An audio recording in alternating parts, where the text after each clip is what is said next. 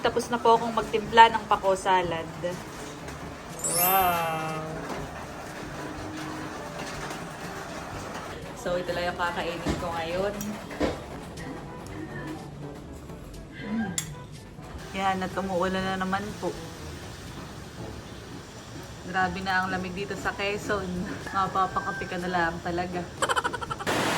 Hello po mga kadilag, magandang araw po at welcome back sa aming YouTube channel. So for today's vlog ay mamamalengke po sana ako ng pang-ulam namin. Kaya lang po grabe, napakalakas po ng ulan. Para pong may bagyo dito sa amin. Maigi na din lang po at kanina ay may naglako po ng pako. Ay bumili na lang po si mama at yun na lang po yung aking lulutuin mga kadilag. At yan, hindi nga po makalabas ng bahay dahil napakalakas nga po ng ulan. Halos araw-araw ganito po ang panahon dito sa amin. Tapos ay sobra pang lamig. Maigi na din lang mga kadilag at kinakaya pang maligo.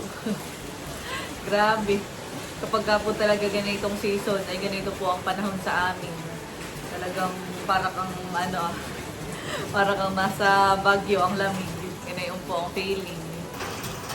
Ngayon lang po medyo humina ang ulan. Pero kanina pong umaga ay grabe kalakas. Sa likodan nga po ay bahay.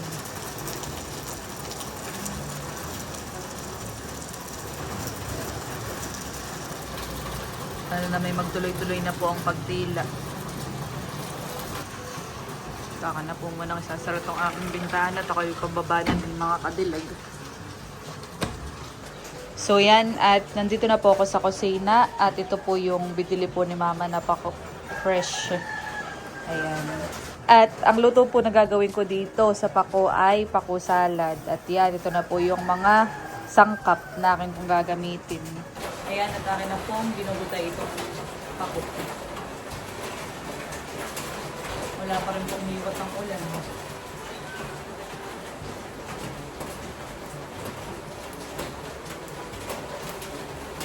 Bale, ito po mga kadilag ay pamamaya na namin ulam. Gawa ng kanina po kami nag-lunch na. Akin ang gagawin at anong oras hindi namin. Mag-aalas 4 na po.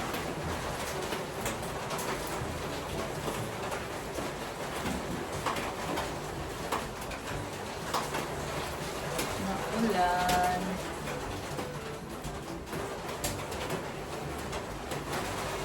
Ngayon po dito sa amin ay ang kadalasang ulam ay pag hindi manok ay tilapia, bangus, mga ganito. At gawa na hindi po ngayon nakakapaglaos. Bihira. Dahil maalon siya. Kaya sa mga palengke at saka sa talaga pa muna ako nakakabili ng ulam.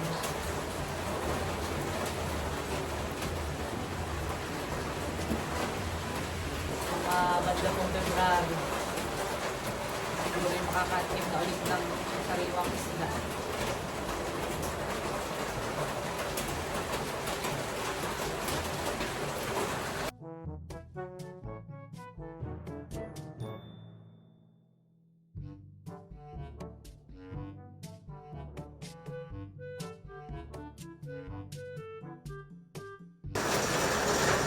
So yan, at tapos na po akong magbutay na itong pako.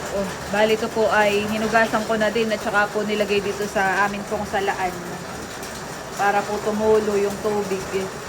At bali ngayon naman po ay ito naman po ang aking hihiwain, itong mga sangkap na aking ilalahok po.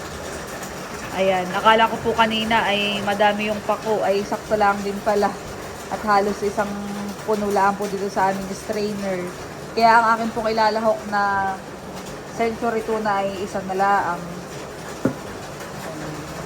At yan po ay pagkatapos kong hiwain itong mga sangkap na akin pong ilalagay, ay pakukuluan ko naman po ito itong pako.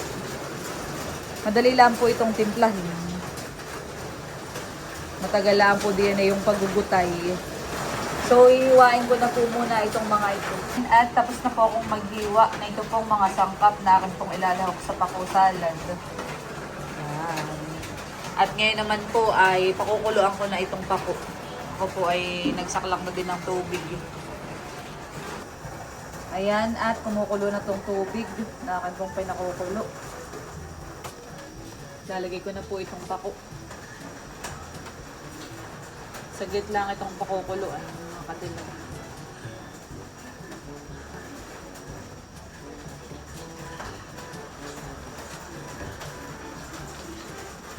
Baka itong tatakpan.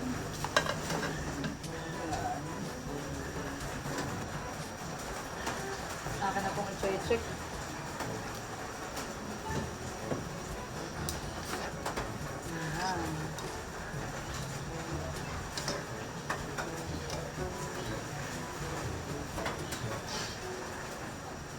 Medyo kumuyumpis na. Bango. Masarap din po sana yung ginataang may pako.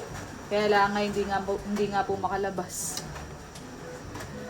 Para makabili sana ng masarap dito yung pakoy. O kaya po yung isdang pwedeng gataan. Ay iginayon. Yun na yan mga kadilag. I-off ko na po yung apoy. Luto na siya. Half cook lang po ang aking ginawa. So yan po at napakuluan ko na po yung pako. At yan po yung na-strain ko na din. Bali ngayon po ay titimplahan ko na. Lalagyan ko po muna ng asin. Sumunod po ay lalagay ko na itong sibuyas. Next ay ito pong century tuna. Ito po yung magiging pinakang pampalasa.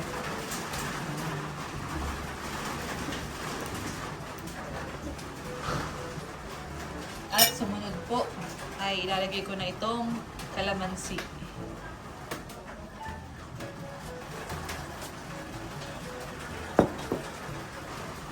At next mga kadilag ay lalagyan ko na din po na itong kamatis, itlog na maalat at saka sibuyas na puti. Pero siguro yung iba sa ibabaw na lang mamaya. Lalagay. Wala ang kamatis.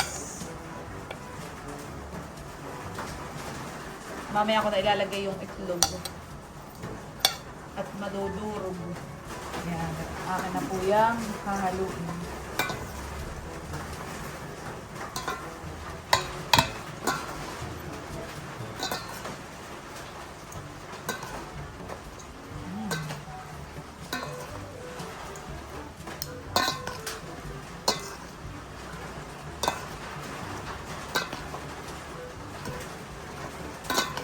Bango.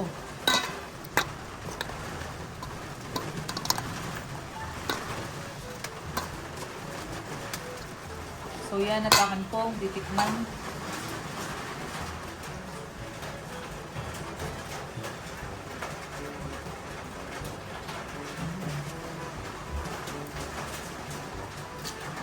Sarap. So yan, at bali, ito po ay okay na. At akin na po itong isasalin sa lagayan. So yan mga kadilag, tapos na po akong magtimpla ng pako salad. Wow! May pangulam na po kami mamaya. So yan po mga kadilag, dahil maaga pa po at di pa naman po kami naghahaponan, na ako po ay mauuna ng kumain na itong pako salad po. Ako hindi rin magra-rice. So ito lang yung kakainin ko ngayon. At ako ay nagsaklak na din ng sinaing para mamaya si na mama ay yun, kakain. Sabay-sabay na sila nila baby pagkadating nila.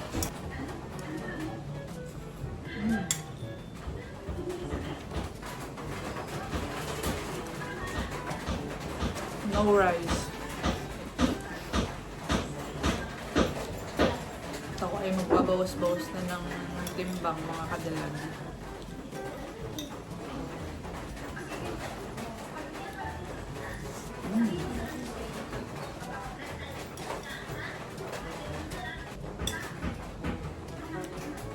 Pero hindi pa ako ganyan ka-dedicated. Gawa ng maraming birthday yan ngayon January sa Tepnitik.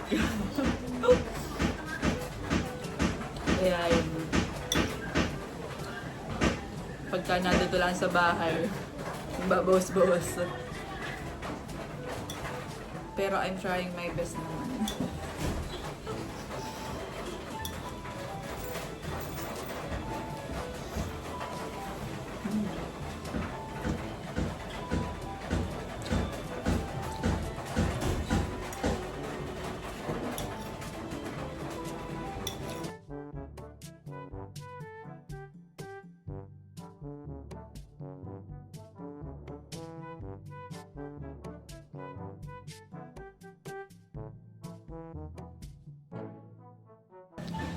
Ayan, at umakyat po muna ako dito sa aking kwarto mga kadilag.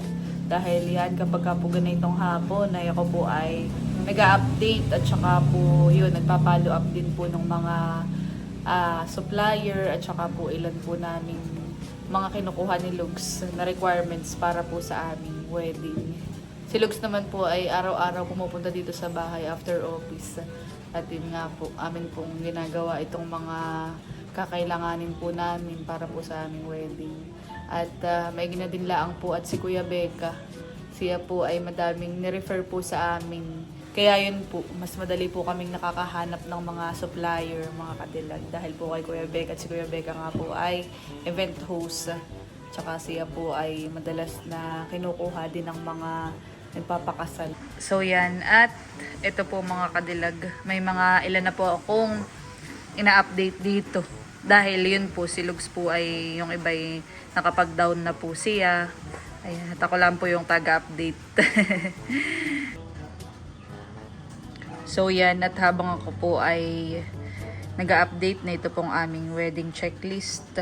Ayan, ako po ay nagtimpla ng kape. Tamang-tama po sa malamig na panahon. Magagabi na din po. Ayan. Natin munang silipin ang view dito sa labas.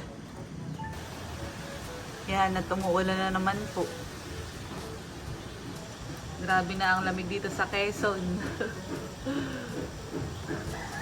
Mapapakapi ka na lang talaga. Kape po tayo.